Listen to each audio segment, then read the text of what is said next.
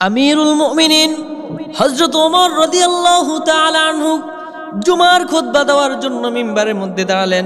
এমন সময় একজন সাহাবী এসে বলল, আমিরুল মুমিনিন, আপনি কি কোরআন সুন্নাহ মোতাবেক রাষ্ট্র পরিচালনা করবেন?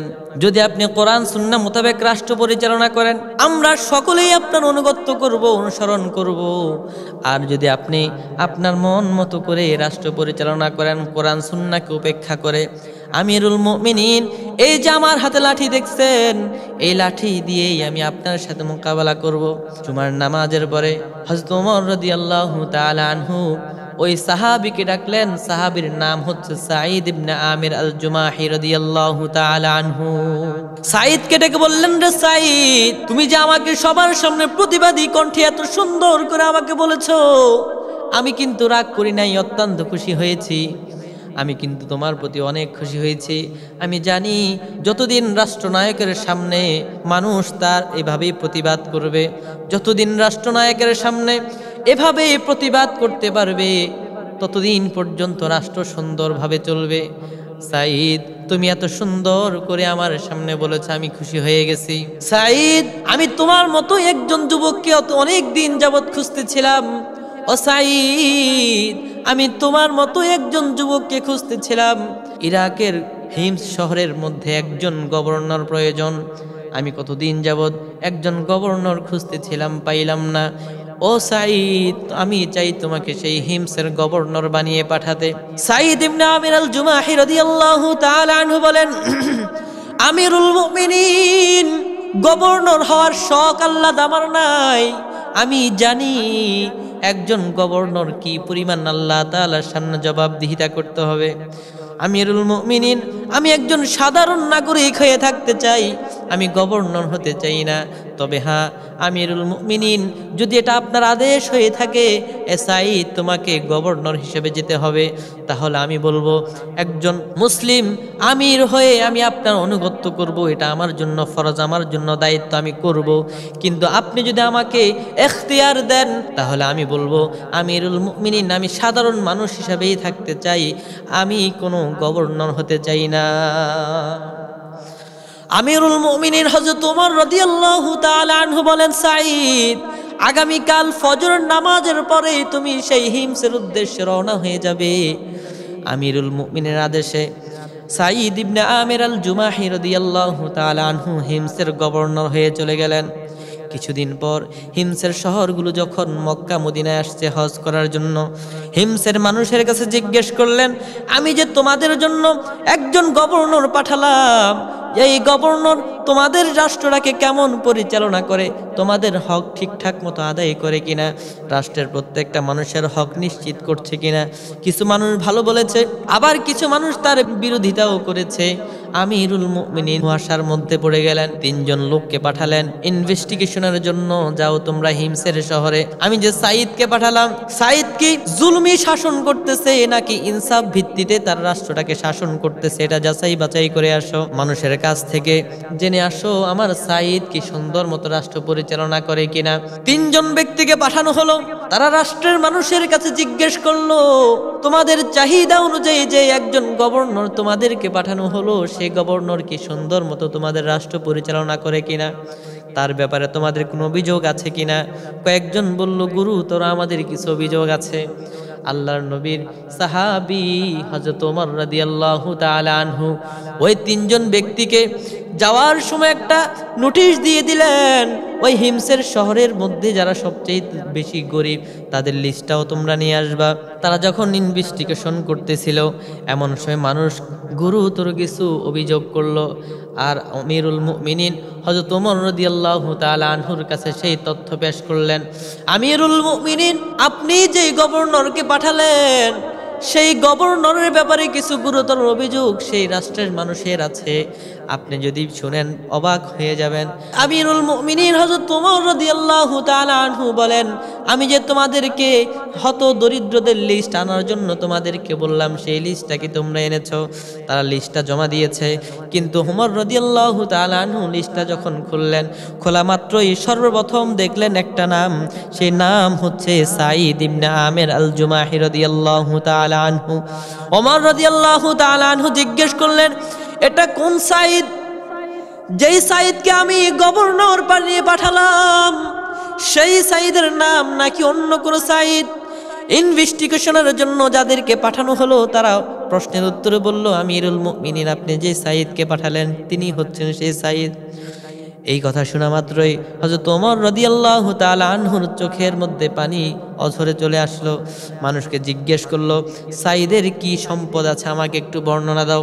মানুষ বলল, সাইদের ঘরে থাকার জন্য একটা চাদর আছে, রান্না করার জন্য একটা পাতিল আছে, আর খাওয়ার জন্য শুধুমাত্র একটা বাটি আছে।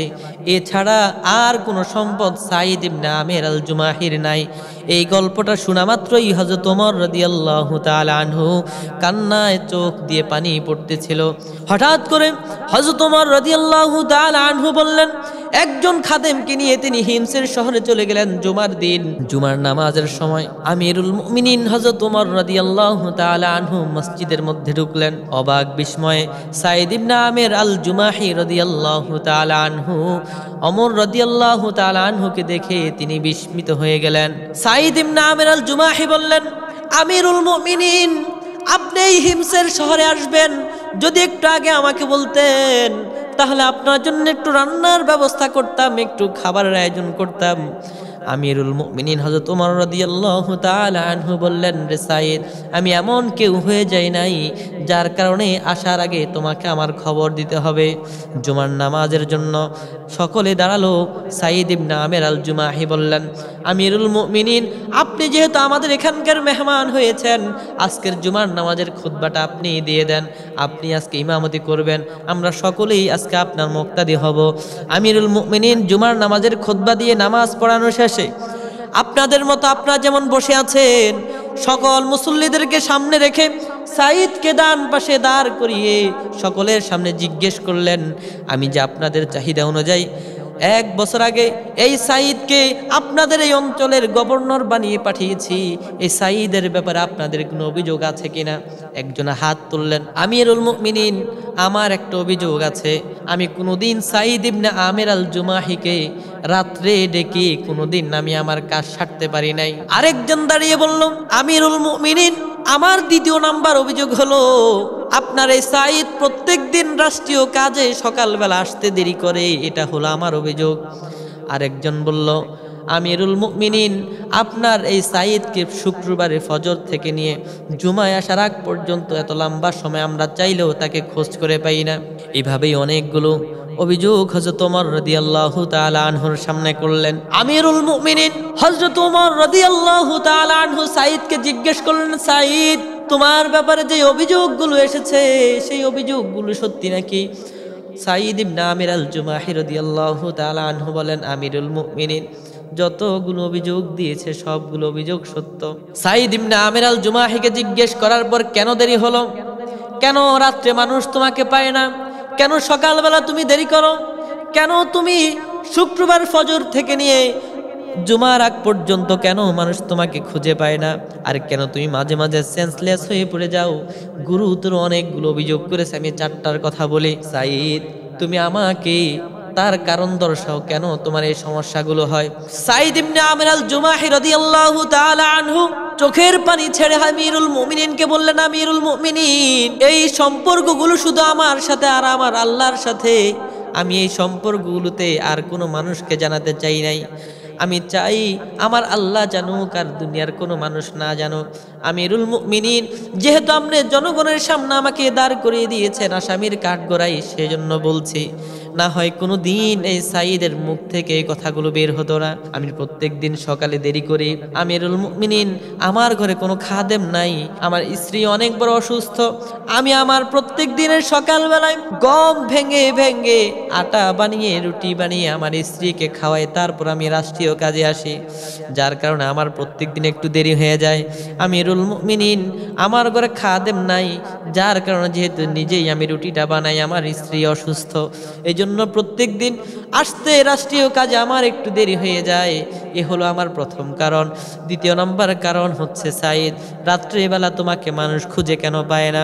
সাইদ ইবনে আমির আল জুমাহি রাদিয়াল্লাহু তাআলা আনহু বলেন, আমিরুল মুমিনিন আমি আমার জীবনটাকে 2টা কাজে 2টা ভাগে ভাগ করেছি। একটা হলো রাষ্ট্রীয় কাজে জনগণের খেদমতে আমি সারা দিন তাদের জন্য ব্যয় করি। যখন রাত হয়ে যায় আমি প্রত্যেকটা রাত আমি আমার আল্লাহকে সিজদা দিয়ে দিয়ে আমি আল্লাহ তাআলার হক আদায় করার চেষ্টা করি। আমি প্রত্যেকটা রাত আমি আল্লাহ তাআলার জন্য সিজদা করে রাতটাকে কাটায়া দেই। আমি দিনটাকে ভাগ করেছি জনগণের সেবার জন্য, আর রাতটাকে ভাগ করেছি শুধু আমি আমার আল্লাহর জন্য।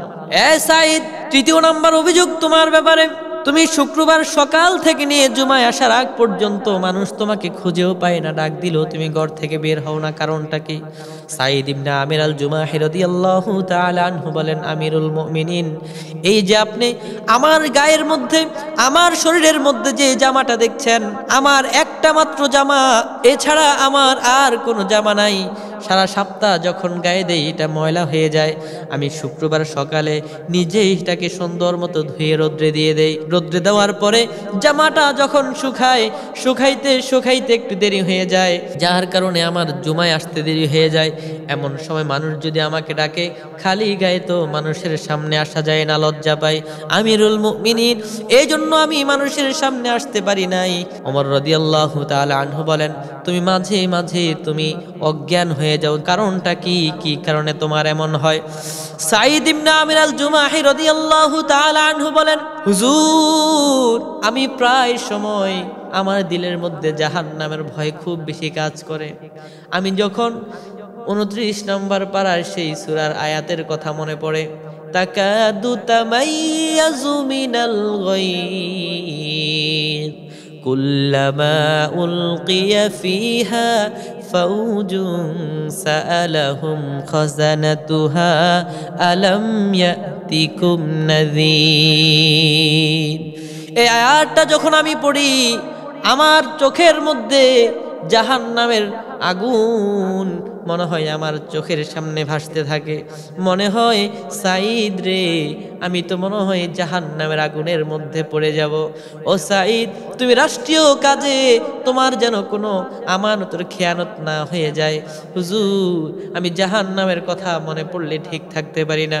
যখন এই জাহান্নামের কথা আমার মনে পড়ে যায়, হুজুর, আমি চেঞ্জলেস হয়ে যাই, আমি অজ্ঞান হয়ে যাই। আমিরুল মুমিনিন, এই হলো আমার অভিযোগের উত্তরগুলো শুনে শুনে আমিরুল মুমিনিনের দু চোখ দিয়ে পানি বেয়ে বেয়ে পড়লো। জনগণ তার সামনে কান্না করলো, বলতেছে, আমিরুল মুমিনিন, আমরা যে এত সুন্দর এত ভালো একজন গভর্নর পেয়েছি, আগে জানতাম না। আমিরুল মুমিনিন মদিনায় ফিরলেন। ফেরার পরে সাঈদ ইবনে আমির আল জুমাহির উপর খুশি হয়ে 1000 দিরহাম তার জন্য হাদিয়া পাঠালেন। সাঈদ ইবনে আমির আল জুমাহি রাদিয়াল্লাহু তাআলা আনহু সেই 1000 দিরহাম পেয়ে তিনি হাউমাউ করে কান্না শুরু করে দিয়েছে। স্ত্রী বলতেছে, স্বামী আমার, কেন আপনি কান্না করেন? কি হয়েছে? কেন আপনি কান্না করছেন? আপনার কি কেউ মারা গেছে? কয় না, কেউ মারা যায় নাই। আপনার কি আত্মীয় স্বজনের মধ্যে কেউ মারা গেছে? কয় না, তাও হয় নাই। তো কেন কান্না করেন? সাঈদ ইবনে আমির আল জুমাহি রাদিয়াল্লাহু তাআলা আনহু বলেন, স্ত্রী, আমি যে দুনিয়ার মধ্যে যতগুলো ভালো কাজ করেছি, মনে হয় আল্লাহ তাআলা দুনিয়াতে সব আমাকে দিয়ে দিচ্ছেন। কি হয়েছে বলো? আমিরুল মুমিনিন হযরত ওমর রাদিয়াল্লাহু তাআলা আনহু আমার জন্য 1000 স্বর্ণ মুদ্রা পাঠালেন। স্ত্রী তো অনেক খুশি হয়ে গেছে, ভালোই তো হয়েছে, আমরা তো অনেক দরিদ্র মানুষ, গরিব মানুষ, 1000 দিরহাম আমাদেরকে দিয়েছে, আমরা সুন্দর মতো একটু জীবন যাপন করব, কত সুন্দর করে একটু চলতে পারবো। হযরত সাঈদ ইবনে আমির আল জুমাহি রাদিয়াল্লাহু তাআলা আনহু বলেন, স্ত্রী, এতগুলো টাকা দিয়ে এভাবেই খরচ করে ফেলবো, এটা তো হয় না। চলো আমরা একটা ব্যবসা করি। কি ব্যবসা করবেন? তুমি কি ব্যবসা করতে রাজি নি সেটা বলো। স্ত্রী বলল, ঠিক আছে, ব্যবসা করা তো ভালো কাজ, চলেন আমরা ব্যবসা করি। সাঈদ ইবনে আমির আল জুমাহি রাদিয়াল্লাহু তাআলা আনহু বলল, ও বিবি, আমরা কোন ব্যবসা করব? যেই ব্যবসার মধ্যে 100% লাভ আছে ওই ব্যবসা করব, নাকি যেই ব্যবসার মধ্যে লস হওয়ার সম্ভাবনা আছে ওই ব্যবসা করব? বিবি বলল, যেই ব্যবসার মধ্যে 100% লাভ হবে সেই ব্যবসাই করব। সাঈদ ইবনে আমির আল জুমাহি রাদিয়াল্লাহু তাআলা আনহু তার স্ত্রীকে বললেন, বিবি, চলো তাহলে 100% যেখানে লাভ হবে সেই ব্যবসাটাই করি। এই 1000 স্বর্ণ মুদ্রা চলো আমরা গরিব হত দরিদ্রদের মাঝে আমরা দান করে দেই। জোরে জোরে বলুন সুবহানাল্লাহ। সব দান করে দিলেন, গরিবদের মধ্যে সব দান করে দিলেন। আর আমরা হলে চিন্তা করতাম যে কত টাকা কিভাবে একটু নতুন করে ঘরটা তোলা যায়, কিভাবে একটু এক জায়গা কিনা যায়, মানে ভবিষ্যৎকে নিয়ে আমাদের চিন্তা ভাবনা থাকতো। অথচ দেখেন তারা শুধু আল্লাহকেই চেয়েছে, তারা শুধু আল্লাহকেই চেয়েছে। আল্লাহকে চাইতে গিয়ে যত কিছু করা দরকার ছিল তারা তাই করেছে। আল্লাহ তাআলা আমাদের সকলকেই সাহাবীদের মতো জীবন যাপন করার তৌফিক দান করুন। ওয়া আখির দাওয়ানা আনিল হামদুলিল্লাহি রাব্বিল আলামিন।